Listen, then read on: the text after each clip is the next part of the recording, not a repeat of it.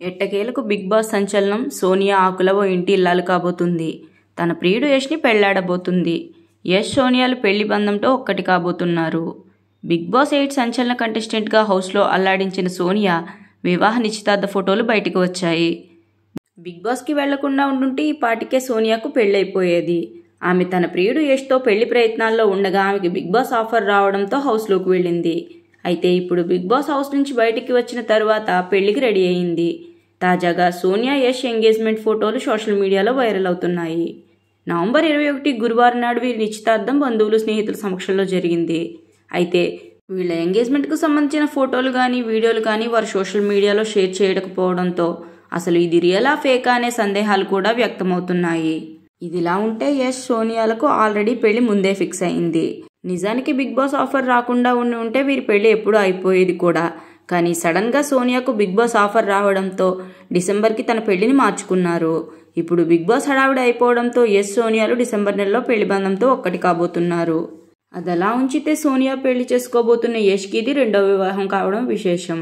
అతనికి ఇంతకు ముందే పెళ్లయింది, పిల్లలు కూడా ఉన్నారు. అయితే సోనియాతో పరిచయం తర్వాత భార్యకు విడాకులు ఇచ్చాడనే విషయం బయటకు వచ్చింది.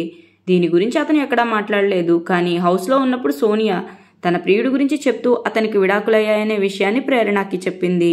అలా వీరి వ్యవహారం బయటకు వచ్చింది. ఇక సోనియా బిగ్ బాస్ హౌస్లో ఒక ఊపు ఊపేసింది. నిఖిల్తో బాగా క్లోజ్గా ఉండడంతో చాలా దారుణంగా ట్రోల్ అయింది సోనియా. ఈ నెగిటివిటీతోనే బిగ్ బాస్ హౌస్ నుంచి బయటకు వచ్చేసింది. ప్రతి సీజన్లో బిగ్ బాస్ ఆటకు బలై క్యారెక్టర్ని కోల్పోయే కంటెస్టెంట్స్ ఒకరిద్దరు ఉంటారు.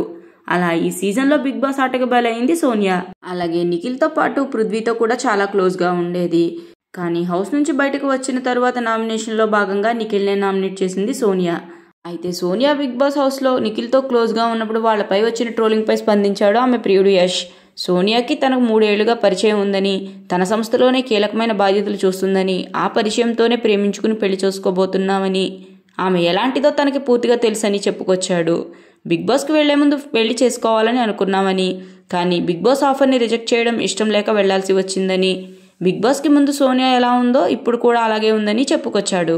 మీరు ఆమెని ఎంత నెగిటివ్ చేసినా తను పట్టించుకోనని అంటూ తన ప్రేయస్కి అండగా నిలిచాడు యష్. ఇప్పుడు అదే నమ్మకంతో సోనియాతో 7 అడుగులు నడవబోతున్నాడు. మరి యష్ చేసిన ఈ కామెంట్స్ పై మీరేమంటారో కామెంట్ చేయండి. అలాగే ఇలాంటి ఎన్నో క్రేజీ సినిమా అప్డేట్స్ కోసం మా ఛానల్ సినిమా సంగతుల్ని సబ్స్క్రైబ్ చేసుకోండి. ఈ వీడియో నచ్చితే లైక్ చేయండి, షేర్ చేయండి. Thanks for watching.